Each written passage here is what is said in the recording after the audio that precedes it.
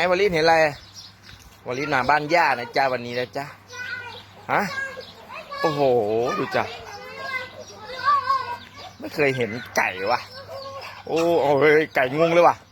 เฮ้ยไก่งงวลินว่ะฮะโอ้ไก่งงวลินว่ะฮะไก่กุ๊กกุ๊กร้องไงอ่ะฮะเห็นอะไรโอ้ยเขาหนีหนูเลยอ่ะฮะเอาเขาไปแล้วนั่นไงเขาไปแล้วอ่ะโอ้ตายแล้วไก่หนีจ้ะโอ้อารมณ์เสียฮะอุ้มวะมันอะไรวะโอ้ยโอ้ยไก่หนีแล้วอ่ะฮะไก่หนีเลยอ่ะเรียกไก่ดิกุ๊กกุ๊กไก่ไปไหนไก่หายใช่ไหม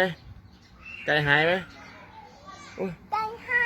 ไก่หายแล้วจ้ะไก่หายโอ้ไก่หายโอเคจ้ะไก่หายแล้วนะไก่หายไปหาไม้ไปหาไก่ไม้ไปเช็ดหน้าก่อนนะจ๊ะโอเคนะจ๊ะว้า